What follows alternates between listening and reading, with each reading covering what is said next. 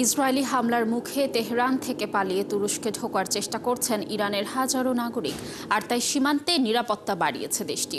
তুরস্কের জাতীয় প্রতিরক্ষা মন্ত্রী ইয়াসার গুলের এ তথ্য জানিয়েছেন।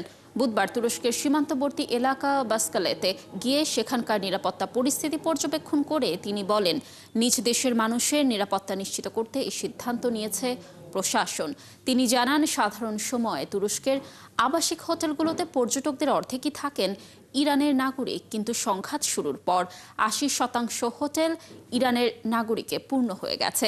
ভিসামুক্ত নীতির মাধ্যমে ইরানিদের ৯০ দিন পর্যন্ত তুরস্কে অবস্থানের অনুমতি থাকায় এখন যুদ্ধ থেকে প্রাণে বাঁচতে এ দেশটিতেই প্রবেশের চেষ্টা করছেন তেহরানের মানুষজন।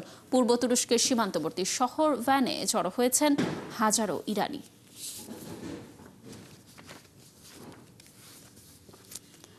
ইরানের অন্যতম গুরুত্বপূর্ণ পারমাণবিক কেন্দ্র ফর্দো। বর্তমান উত্তেজনাপূর্ণ পরিস্থিতিতে ফর্দো কেন্দ্রটি বিশ্ব রাজনীতির কেন্দ্রবিন্দুতে রয়েছে। এই স্থাপনাটি পাহাড়ের নিচে অনেক গোপনে ও সুরক্ষিত উপায়ে তৈরি হয়েছে, যা ২০০৯ সালে বিশ্বের নজরে আসে। তারপর থেকে এই প্ল্যানটি নিয়ে আন্তর্জাতিক পর্যায়ে উদ্বেগ দেখা দেয়।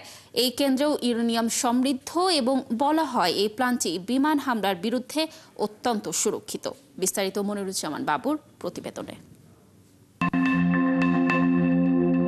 পাহাড়ের মাঝে গর্ত করে করা ৫টি সুড়ঙ্গ, একটি বিশাল কাঠামো এবং বিস্তৃত নিরাপত্তা পরিধি। সাম্প্রতিক স্যাটেলাইট চিত্র থেকে আপনি হয়তো ইরানের রহস্যময় ফর্দো জ্বালানি সমৃদ্ধকরণ কেন্দ্রের এতটুকুই দেখতে পাচ্ছেন। ইরানের পবিত্র কোম শহরের কাছে নির্মিত গোপন কঠোর সুরক্ষিত কমপ্লেক্সটি ২০০৯ সালে প্রথম প্রকাশের পর থেকে এর আসল প্রকৃতি এবং আকার সম্পর্কে জল্পনা কল্পনা চলছে। তবে এর সম্পর্কে যতটুকু জানা যায়, এটা বহু বছর আগে ইসরায়েলি গোয়েন্দা সংস্থার চুরি করা ইরানি নথিপত্র থেকে এসেছে। এর প্রধান হলগুলি আনুমানিক ৮০ থেকে ৯০ মিটার মাটির নিচে অবস্থিত। ধারণা করা হয় ইসরায়েলের চালানো যে কোনো বিমান হামলা থেকে এটি নিরাপদ এবং আকাশ থেকে এই স্থাপনাটি ধ্বংস করা প্রায় অসম্ভব কাজ। অনেক বিশ্লেষক মনে করছেন এই ঘাঁটি থেকে ইরান দ্রুত পারমাণবিক অস্ত্র তৈরির চেষ্টা করতে পারে। বিশেষ করে বর্তমানে তাদের ইউরেনিয়াম মজুদের যে পরিমাণ রয়েছে তা পারমাণবিক অস্ত্র তৈরির জন্য পর্যাপ্ত।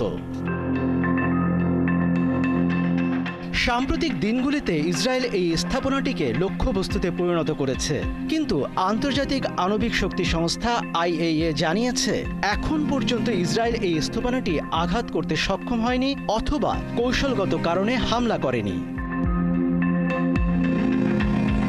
২০০০ সালের গোড়ার দিকে এটির নির্মাণ কাজ শুরু হয়েছিল, যদিও মার্কিন যুক্তরাষ্ট্র এবং তার মিত্ররা ফর্দো নির্মাণ কাজ কখন শুরু হয়েছিল সে সম্পর্কে খুব বেশি বিস্তারিত জানাতে পারেনি। তবে উপগ্রহ চিত্রে ২০০৪ সাল থেকে এটির নির্মাণ কাজ দেখানো হয়েছে।